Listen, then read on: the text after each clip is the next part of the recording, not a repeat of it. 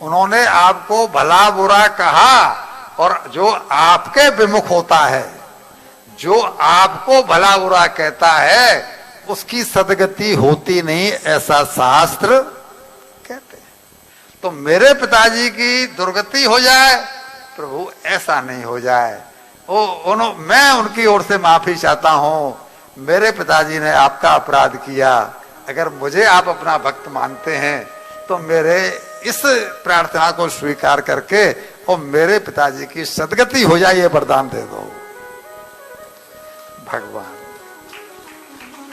भैया, हम संतान इसीलिए पैदा करते हैं, हमारे बाप दादों ने भी हमको इसीलिए पैदा किया था कि हम उनके नाम को बढ़ावें, कटावें, उनके नाम को चमकावें, डुबावें।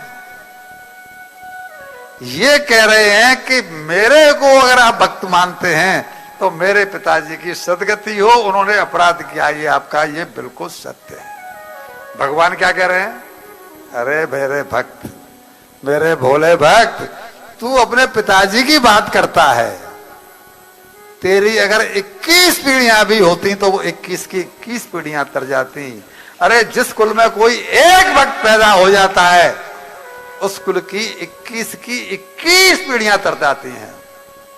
21 पीढ़ियां कौन कौन सी है? अगर किसी को याद हो, किसी को पता हो तो जरा हाथ उठाए। जो 21 पीढ़ियां तरती हैं वो कौन सी कौन सी?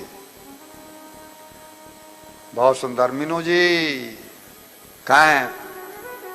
हाँ, गाड़िया जी, कथा सुनते हो, भागवत को रोजाना पढ़ते हो, तो तत्व पे नहीं पहुंचे प्रभु, तो फिर 21 पीढ़ियां होती हैं। 7 पीढ़ी हमारी ननिहाल की, 7 पीढ़ी हमारी ससुराल की, यानी पत्नी पक्ष की भी 7 पीढ़ियां। ये क्यों किया गया? बोला पत्नी पति को ज्यादा से ज्यादा ये उकसावे कि भक्त बनो, भक्त बनो, जिससे कि मेरे कुल को भी तार सको। मेरे कुल की भी 7 पीढ़ियां। भक्त बनो जिससे कि अपने कुल को उतार सको, यानी आपके जो ननिहाल पक्ष के जो है ना, उनको भी उतार सको। भक्त बनो जिससे कि अपने कुल की भी 7 पीढ़ियों को उतार सको। ये इस तरह से 21 पीढ़ियों का विधान है। तो कोई बच्चा अगर भक्ति करने के लिए निकलना चाहे, किसी का मन करना चाहे, कोई पति या किसी पति की पत्नी अगर कुछ आगे बढ़ना चाहे तो उसे रोकना मत भैया। बड़ा राम सुखदास जी कल मैंने सुनाया था कि बड़े सौभाग्य से किसी का मन भजन में लगता है।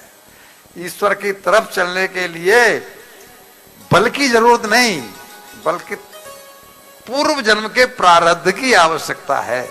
अगर पूर्व जन्म का प्रारब्ध नहीं होगा तो इस जन्म में भक्ति नहीं बन पाएगी, नहीं बन पाएगी, नहीं बन पाएगी। और किसी का प्रारब्ध जागृत हो गया है तो कम से कम उसके आगे रोड़े तो मत बनो। तो ऐसी भावपूर्ण कथा सुनी प्रहलाद जी की। बोला ऐसा भक्त जिसे भगवान माफी मांग रहा है, ऐसा भक्त जिसके के आगे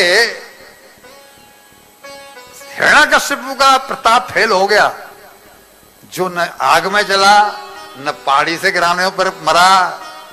ऐसा भक्त तो प्रभु बड़ा अद्भुत भक्त हुआ प्रहलाद, और आनंद आ गया। और अब ऐसा करिए प्रभु कि मैंने सुना है कि गजेंद्र मोक्ष का प्रसंग जब लोग सुनते हैं तो उनकी मुक्ति का वो कारण बनता है। तो अब आप मुझे गजेंद्र मोक्ष की कथा भी सुनाइए। जब आप भक्तों पर चल पड़े हो तो भक्त की एक भक्त जो गजेंद्र आपका हुआ है उसकी भी कथा सुनाइए। तब सुखदेव जी कहते हैं, राजन, त्रिकूट पर्वत के जंगल में एक हाथी रहता था। उस हाथी का बल इतना था जिसे अपरिमित कह दिया जाए, असीमित कह दिया जाए। इतना बलवान हाथी। तो एक बार वो अपनी हथनियों के साथ में, मीन्स पत्नियों के साथ में, और एक सरोवर में पानी पीने के लिए गया। सरोवर में पानी पीने के लिए गया, घुस तो गया लेकिन अब हाथी को, मेरी बातों को, बहन मेरी बेटियां बैठी हैं, मेरी बहुआ बैठी हैं, इसलिए मैं बातों को बहुत सांकेतिक भाषा में कह रहा हूं, क्योंकि सभी मैच्योर हैं इसलिए समझ भी जाएंगे।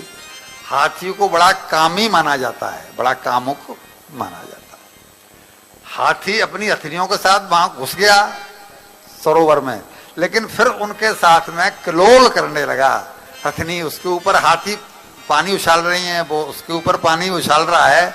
मीन्स वो भूल गया कि मैं किसमें हूं, सागर में, और सागर में रहता है मगरमच्छ। और हम कहां पर हैं, हम कहां पर हैं, सागर का भी बाप, क्या, भवसागर। हम भवसागर में कि नहीं है? अच्छा, ऐसे कौन इनकार कर रहा है कि हम भवसागर में नहीं है? कर रही है कोई, क्या कर रहा है कोई? हम भवसागर में। जो गलती हाथी ने की वही गलती हम कर रहे हैं। अब हम आपको वो सुनाते हैं क्या गलती है।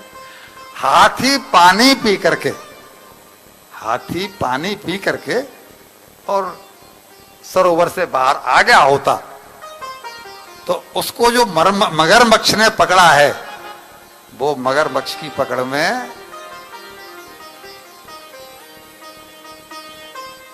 हाथी को और भैंस को पानी बहुत प्रिय है। कहते हैं वो कहावत बनी है जो, गई भैंस, अब गई तो जल्दी से निकलेगी। अब वो बीच में पहुंच जाती है तो ग्वाला कभी इधर से जाके उसे निकालने का प्रयास करता है, कभी उधर से जाने का प्रयास करता है, भाई बाहर निकल, पर भैंस बाहर। परिणाम क्या होता है, जो लोग देहात से होंगे वो समझ जाएंगे कि उसके शरीर में जोंक घुस जाती है। एक जोंक नाम का कीड़ा होता है, वो जोंक घुस जाती है और जोंक खून पीती है। वो जोंक और कुछ नहीं पीती, वो जोंक खून पीती है। तो अब वो भैंस के शरीर में से निकल सकती नहीं, भैंस उसे निकाल सकती नहीं। और जब ग्वाला भी उसको खींचता है ना जोंक को, हमने देखा है, हम गांव में रहे हैं, वो ज्वाला भी जब उसको खींचता है जोंक को, तो वो जोंक टूट जाती है लेकिन निकलती। खून पीते पीते वो जोंक खुद भी अपने प्राण त्याग देती है, मगर वो खून